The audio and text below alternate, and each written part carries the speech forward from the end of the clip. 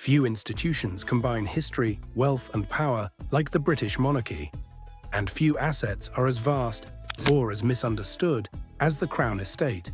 It's a portfolio now worth over $20 billion, encompassing central London property, farmlands, and, increasingly, the seabed beneath Britain's booming offshore wind industry. But as the turbines spin and the profits surge past £1 billion a year, questions grow louder. Why does the monarchy still receive millions from the government, even as its estates generate record profits? This is the story of money, monarchy, and a modern green gold rush. The Crown Estate is no ordinary property portfolio, worth roughly $20.5 billion. It includes London's prime real estate, extensive farmland, retail space, and nearly all the seabed around England, Wales, and Northern Ireland. It's not owned by the King personally, rather it's held in right of the Crown, meaning the reigning monarch controls it but cannot sell it. The profits go to the Treasury, and a portion flows back to the royal household via the sovereign grant.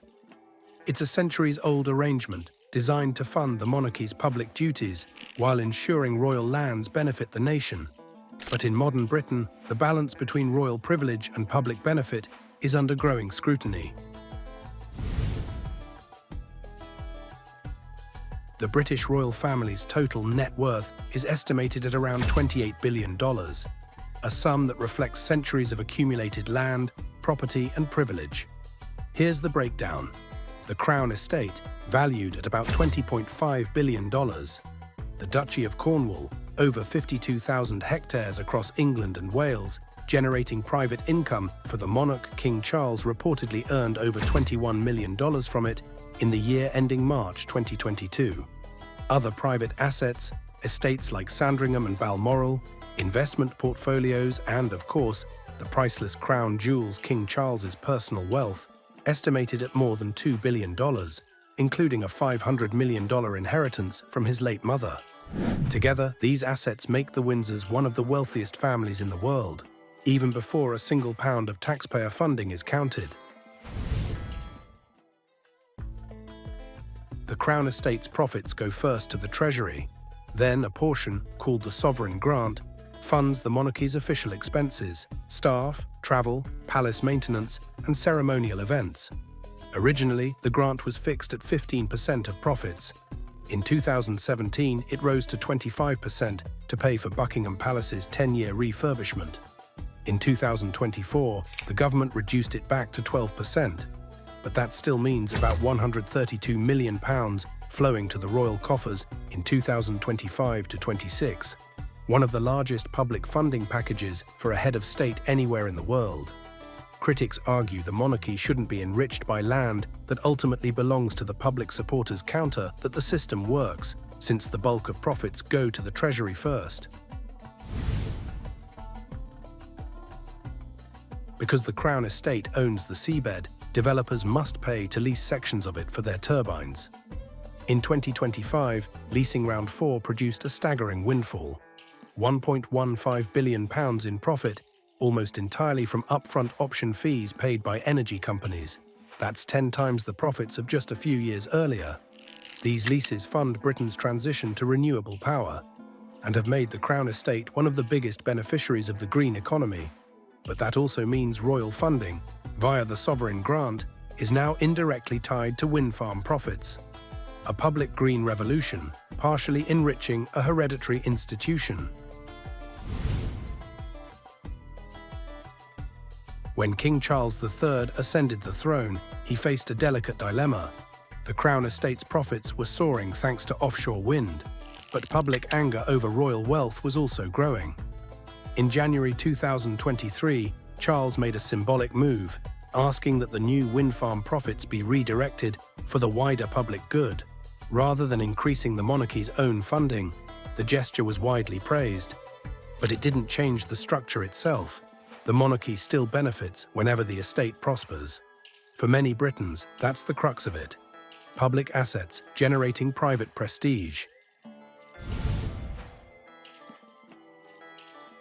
But finances aren't the only challenge facing the monarchy. In recent years, the institution has weathered reputational storms, none more damaging than the ongoing fallout from Prince Andrew's association with Jeffrey Epstein. The scandal led King Charles to strip him of his military titles and the use of His Royal Highness. Yet Andrew's controversies stretch beyond that. His former home, Sunninghill Park, gifted to him and Sarah Ferguson as a wedding present, sat unsold for years. Its mock Tudor architecture mocked as South Fork in Berkshire. Then, in 2007, a buyer appeared seemingly from nowhere. A Kazakhstani businessman with links to the son-in-law of Kazakhstan's authoritarian president. The purchase price, £15 million, around £3 million above the asking price, despite minimal market interest.